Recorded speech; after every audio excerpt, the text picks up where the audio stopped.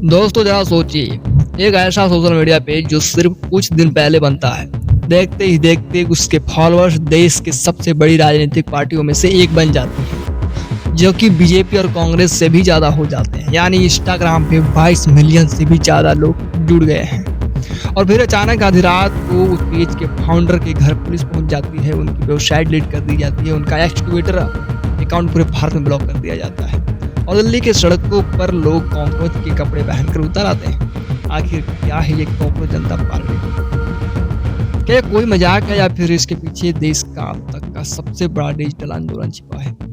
और सबसे बड़ा सवाल, फाउंडर अभिजीत दीपके के घर पुलिस क्यों गई? अगले 5 मिनट में आपको वो सच पता चलेगा जो मीडिया आपको नहीं दिखा रहा है। वीडियो का अंत तक देखना, क्योंकि कहानी में कोर्ट से लेकर नेट परीक्षा तक की मोड़ आ चुके हैं। तो बात करते हैं, कहानी की शुरुआत होती है सुप्रीम कोर्ट के एक बयान से। देश में बेरोजगारी के एक मुद्दे पर सुनवाई के दौरान एक टिप्पणी आई, जिसमें कथित तौर पर बेरोजगारों युवाओं की तुलना कॉकरोच से होने के बाद सोशल मीडिया पर फैल गई। हालांकि बाद में सफाई आई कि कोर्ट का मतलब सिर्फ फर्जी डिग्री वालों से था, लेकिन तब तक चिंगारी सुलग चुकी थी। देश के युवाओं को यह बात चुभ गई और इसे गुस्से को हथियार बना दिया। और हथियार बनाने वाले का नाम है अभिजीत दीपके। अभिजीत दीपके ने सोशल मीडिया पर एक तैयार पेज शुरू किया, जिसका नाम रखा कॉकरोच जनता पार्टी यानी सीजेपी। उनका आइडिया सिंपल था, अगर सिस्टम हमें कॉकरोच समझता है तो हम कॉकरोच बनकर ही अपनी आवाज़ उठाएंगे। मीम्स बनने शुरू हुए, रील्स वायरल हुई और देखते ही देखते देश का हर वो युवा इस पेज से जुड़ गया जो नौकरी, पेपर लीक और महंगाई से परेशान था। जी हाँ, अब आता है उस खबर पर जो इंटरनेट पर आग की तरफ फैली है।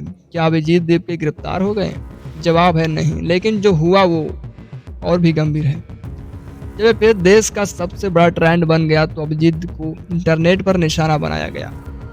महाराष्ट्र के छत्रपति संभाजीनगर में रहने वाले उनके माता पिता को जान से मारने की धमकियां मिलने लगी। कुछ लोगों ने उनके घर का पता तक ऑनलाइन लीक कर दिया। अभिजीत दीपके ने जब इन धमकियों की स्क्रीनशॉट शेयर किए तो पुलिस तुरंत एक्शन में आई।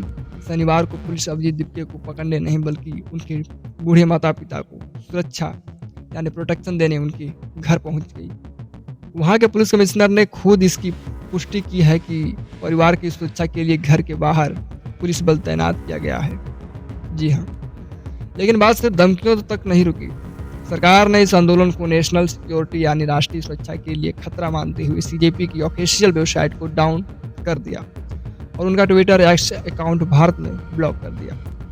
पर सरकार एक मीम पेज से इतनी डर क्यों गई? इसके पीछे है नेट यूजी 2026 पेपर लीक का मामला।